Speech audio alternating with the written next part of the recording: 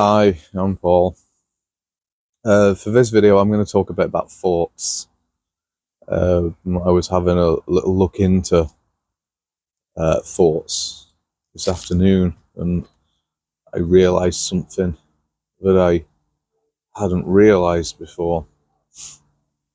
And so, for a while, I've been talking about thoughts are fragmented, and I don't think I've quite put this together in my own mind properly, which I'll explain in a minute. What I mean by fragmented, if you don't know what I mean, is if I was to observe that tree over there, if I put a thought into my head of that tree, or I like that tree, or it reminds me of a tree, or whatever, any thought will then take you away from the tree itself. And then you're focusing on the image or the idea of a thought that you've got in your head rather than the actual tree itself. So you're creating a separation from the actual tree in itself, which is fragmenting.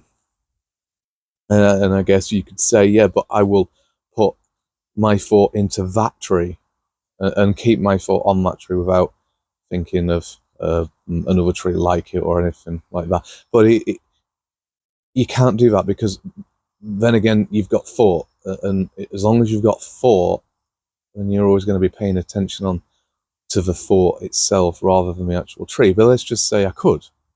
So I could put my thought into that tree. But then you could only focus on one part of the tree. So I could put my thought into the bark of a tree or a branch or a leaf, but I can't see the whole tree itself all in one. I could only talk about sections, which is fragmenting.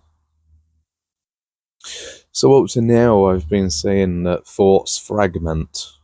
And the way I've understood this is a thought kind of deliberately fragments, meaning there's thought and then there's fragment. Only what I think it really is thought is fragmenting itself. There is no difference. So we could say, I want to get rid of thoughts. And there would be no difference in saying, I want to get rid of fragmenting. It seems that the actual idea of fragmenting itself, separating two different thoughts, two different ideas, two different images, saying it should be, shouldn't be, right, wrong, so on, the actual act of that creates thought. Perhaps it's just the struggle in division that we start recognizing and see that as thought. I don't know, but both fragmenting and thought are exactly the same thing. So if we're saying I want to get rid of thought, and this is exactly the same as saying I want to get rid of fragmenting, dividing in my own mind, dividing memories, dividing how I store memories. So I'm saying I want to get rid of fragmenting. So you see, fragmenting is kind of a denial, a rejection. Perhaps we try to fit part of the fragment into our story in a comfortable way, our image of ourselves, and then the other parts we fragment and try to get rid of. In other words, a denial of truth as it is. And this denial of truth is like a constant battle. And the denial of truth is having thoughts.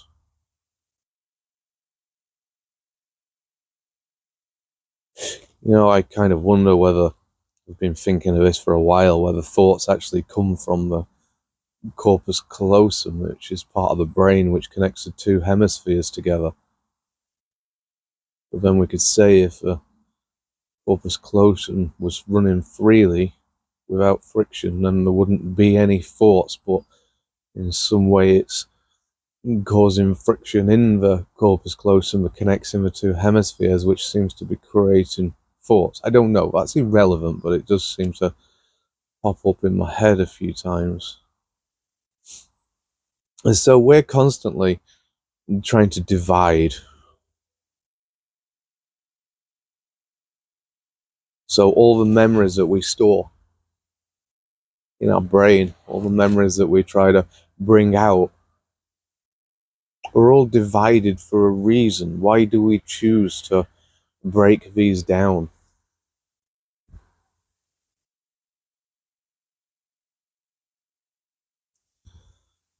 So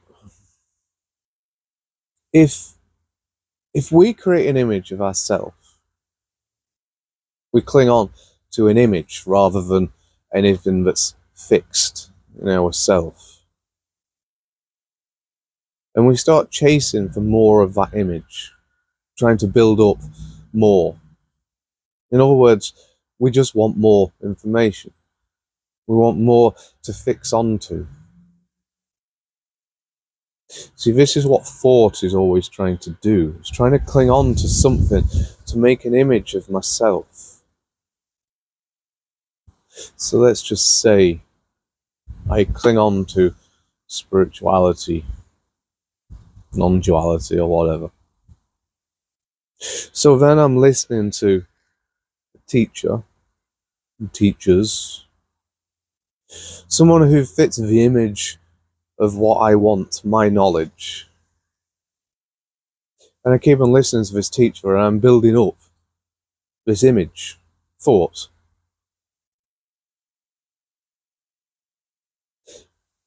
But in some ways we could say that we're not really using intelligence in this.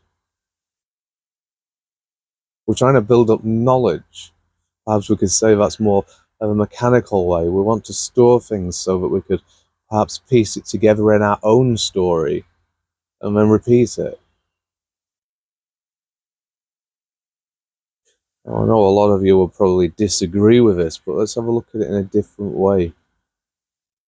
So let's say you've been listening to me. You're following my, whatever it is, information.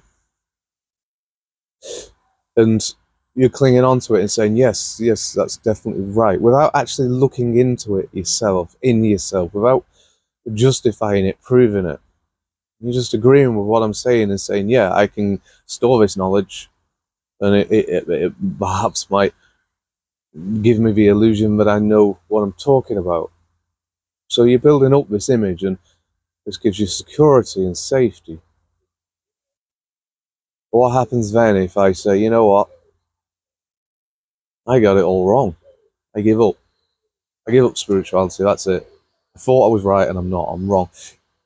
If you've just been storing the information, then at this point when I say I'm done, well, you're broken. You're done. Your image doesn't seem to continue. Maybe you could try and find a new spiritual teacher and try to keep this forward thought going. Let's just say there wasn't one in this circumstance. And you was relying on me giving new information to keep you going. So let's just say you don't just listen to me. You practice it yourself. You really look inside yourself, and some of the things I say, you can see that you're actually doing it. But this is actually the way that you behave. You can see it clear. And then you say, I understand that fully. I've got it. And the more times that you do this, the more that you understand, the more you're creating a fixed, dare I say, center, a fixed self. I don't know the right word, but I'm sure you know what I mean. So as long as you really do look inside yourself, you really observe it yourself, you start putting a picture together of how you work, and then I say to you, I'm done, I'm wrong. You're not broken, you're not done. You know that you're right. You know that you've got it right. You've seen it, witnessed it, understood it fully.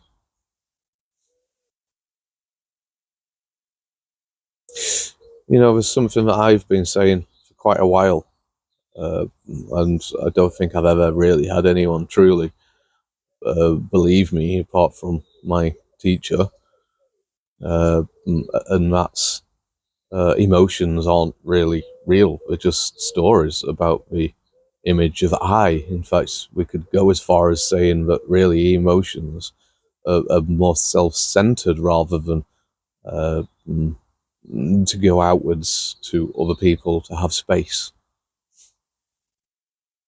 So not many people really believe me on that, but I've seen it. It's so obvious. So even if everybody does disagree with me, it doesn't change anything. There's somebody who I used to speak to a while ago, trying to show them some of my ideas, and he kept on saying to me, "I'm sure you just make this up." In which I said, "Yeah, I do." And then they say, "I knew it. Why should I listen to you then?" It kind of seems as if the way that we should receive knowledge, the way we should understand something is by reading it in a book. Find a professor, find a doctor, find somebody who probably knows, and we'll listen to them, and that means that that's truth, that's right, regardless of looking in ourselves. Is that laziness? So why is it we refuse to really look into ourselves?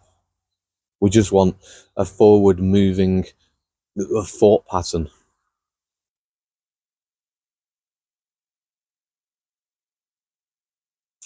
I know that when I try to talk to people and I get quite deep, people get very tired, start yawning in front of me, and even admit that what I'm saying really tires them out. And I get this. I remember going through it myself, and I think it's something that a muscle that you've never used before, part of the brain. Well, I'm trying to find access into it, and you're getting tired.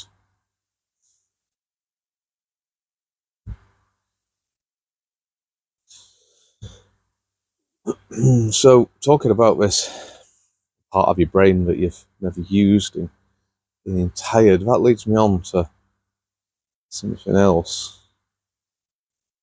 You see, a lot of spiritual teachers, when they're saying you get rid of thoughts, or you're saying I want to get rid of thoughts, which is also the same as I want to stop fragmenting, but we'll stick with thoughts for now. I want to get rid of thoughts. How do I do that? Well, even asking how do I do that continues the thought in time. So it seems we can't get rid of it by continuing thought. Thought can't get rid of thought. See, if I try to use thought to get rid of thought, it's still thought. So by saying, how can I, just leads me into more thought. So I can say, well, what you need to do is you need to find awareness, and you need to stay with awareness. And then you say, right, well, I need to know what awareness is. I need to find, but we're back into thought. What really am I saying when I say you need to find awareness? What is awareness? You can say, I've already got awareness, but it's covered over by this noise, my talking in my head. So what really is awareness? Is it not peace? Is awareness not the end of thoughts? Yes, it's not actually. It's an awareness. We can be aware of thoughts. But then, no, I think awareness is peace. Silence.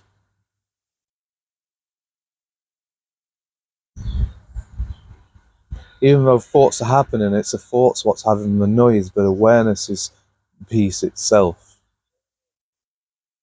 So when I say you need to find awareness, what I'm really saying is you need to find peace.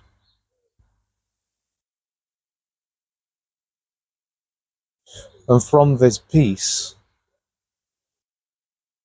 I need to find peace. Or stay with peace. I guess stay with peace sounds more like it. So when I say I find awareness, which is peace, and I stay with awareness, which is staying with peace, thoughts may arrive, but then I take myself back to peace. Peace being no noise. So when I'm saying find awareness, it's just kind of a polite way of me saying, just shut up. See, if I say, right, you need to find awareness, and then you listen to me and you go, right, okay, I need to fight you. We're back into thought. I really do think there's no easier way. I know nobody wants to hear it. There's no easy way. If you want to stop thoughts, just stop thoughts. And then you're going to say, yeah, but I can't stop thoughts. How am I? That's not stopping thoughts. That's back into thought. So the moment that thought comes, get rid of it. But yes, I still can't stop it. Get rid of thoughts. Get rid of it. Yeah, but I've got to think of get rid of it. If you want to quit smoking, you just stop. And I know I'm being hypocritical. I know, and I'm not being very compassionate, and so on and so on. But you know, I think that's the only way.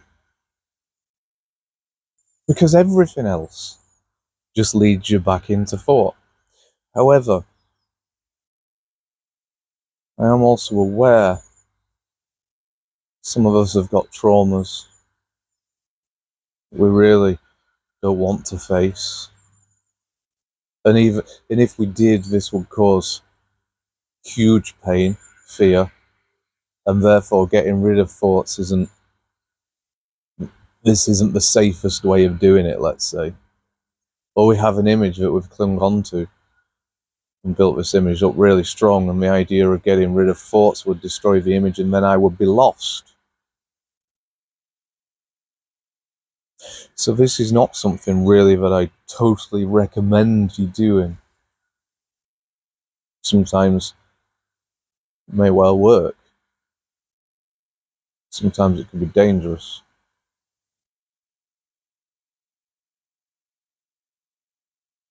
And if this isn't the best way for you to do things, then I suppose the second option would be to observe the thoughts that do come.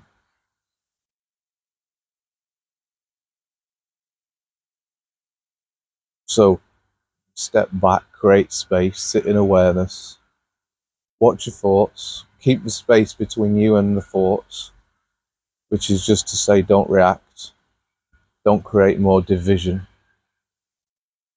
don't split thoughts, break them, and change them into new stories, just observe them.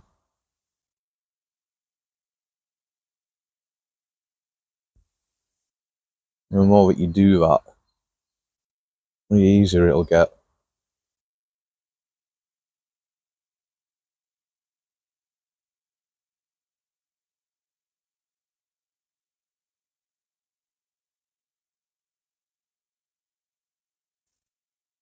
I was going to add something else, but I can't remember now, so I'm going to end it there. Thank you very much for listening.